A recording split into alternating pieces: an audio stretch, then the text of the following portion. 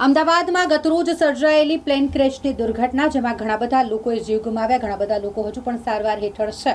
આટલી મોટી દુર્ઘટના સર્જાઈ, પ્લેન ક્રેશ થયું અને તે અંતર્ગત હવે આખરે તેના પાછળના કારણો શોધવાના પ્રયાસ ઇન્વેસ્ટિગેશન ટીમો દ્વારા કરવામાં આવી રહ્યા છે, અને જેમાં મહત્વનો ભાગ ભજવશે બ્લેક બોક્સ, જે પ્લેનના ટેલમાં હોય છે. આ બ્લેક બોક્સ કે જેમાં આખા જ પ્લેનની જે પણ ઘટના છે તે રેકોર્ડ થતી હોય છે.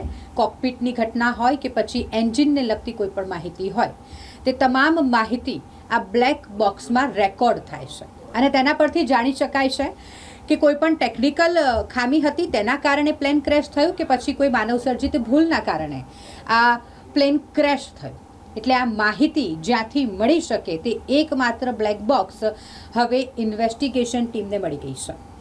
એરક્રાફ્ટ ઇન્વેસ્ટિગેશન ટીમ દ્વારા પ્લેનના ટેલમાંથી આ બ્લેક બોક્સ શોધી કાઢવામાં આવ્યું છે, અને હવે તેની માહિતી પરથી જાણી શકાશે કે પ્લેન ક્રેશ થયા પાછળનું કારણ શું છે.